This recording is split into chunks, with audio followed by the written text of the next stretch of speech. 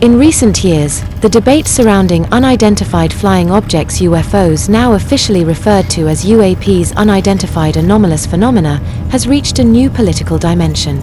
The rumor mill is being fueled in particular by claims that US President-elect Donald Trump is allegedly on the verge of officially confirming contact with alien life, a narrative that is causing a sensation on social media and in popular science forums. These speculations are flanked by whistleblowers like David Grush, who claimed under oath that the US government possesses non-human aircraft and that there are indications of extraterrestrial hybrids already dwelling among us.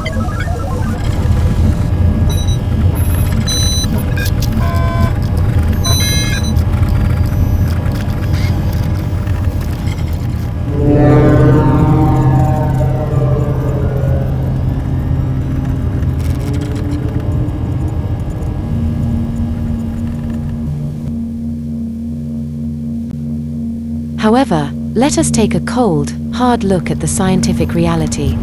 From a purely mathematical standpoint, the probability that intelligent life exists in the universe is statistically supported by equations such as the Drake equation. With billions of galaxies, it would be almost arrogant to believe we are alone. Yet, this is where statistics collide with physics. The unimaginable distances in space act as natural barriers.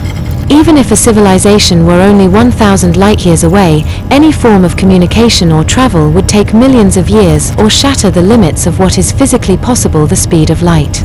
Given these timescales and distances, physical contact or a visit to Earth is virtually impossible according to the current state of science. In this story, we examine why UAP phenomena are most likely of terrestrial origin and why the hope for an imminent disclosure will likely fail against the harsh laws of the cosmos.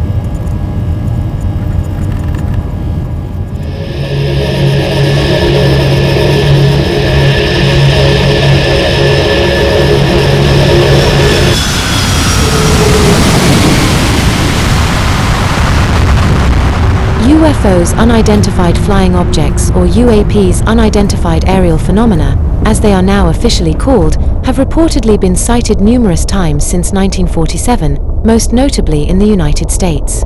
However, the only certainty is that most of these sightings can be attributed to secret aircraft tests, weather balloons, or atmospheric phenomena. It is a near certainty that they are not spacecraft piloted by little green men from Mars or anywhere else in the universe. Even though there are claims of numerous people allegedly abducted by aliens, there is significant doubt surrounding these accounts. As the alien Paul humorously points out in the film Paul, An Alien on the Run, extraterrestrials likely have no interest in analyzing human indoor anatomy. Carl Sagan once speculated that there might be at least 1 million intelligent civilizations in our galaxy. While bold, this estimate lacks any solid scientific basis. Several factors argue against such optimism.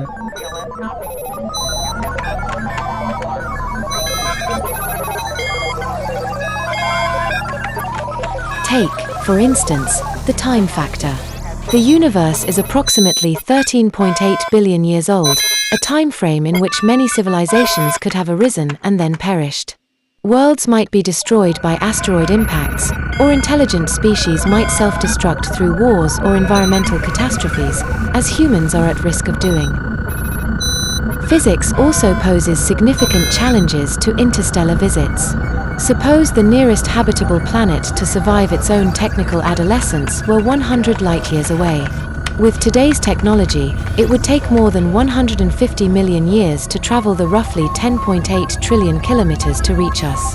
For such a journey to be feasible, their spacecraft would need to be over 1,000 years more advanced than ours and travel at 1/4 the speed of light. Even at that speed, the journey would still take roughly 400 years. Accelerating a 100-ton spacecraft to 1/4 the speed of light would require about 82,000 terawatt-hours of energy, equivalent to the total energy consumption of Earth for 3,000 years. Generating such energy with current technology is inconceivable, making relativistic travel a monumental challenge. Thus, I find it highly doubtful that extraterrestrial visitors have ever set foot on Earth, and I am convinced they never will. Projects like SETI aim to contact ET and their friends via radio telescopes, but it seems increasingly unlikely that this endeavor will yield results. The distances to potentially habitable planets are vast, the technology of other civilizations may be insufficient, or the temporal gap between our existence and theirs could be insurmountable. Civilizations may already have gone extinct or might still be in their evolutionary infancy. Even if they possess advanced technology, it might not be compatible with ours. Moreover, it's plausible that alien civilizations have no interest in expending the enormous resources, time, money, and effort required to make contact.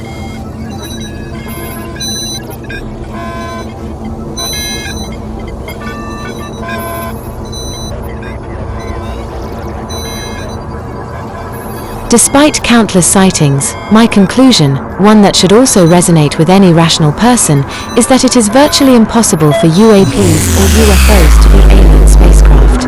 Even the Roswell incident in July 1947, which sparked rumors of a crashed flying saucer, remains nothing more than a collection of unproven claims.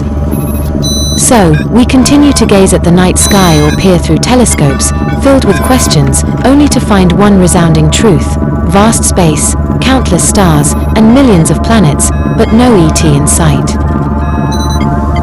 So, dear friends of close encounters of the third kind, UFO sightings, abductions, or even contact with civilizations light years away remain the domain of science fiction authors, sci-fi movies, and, of course, conspiracy theorists, ghost hunters, and other cranks.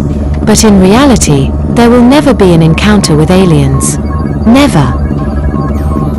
Yours, Jolene.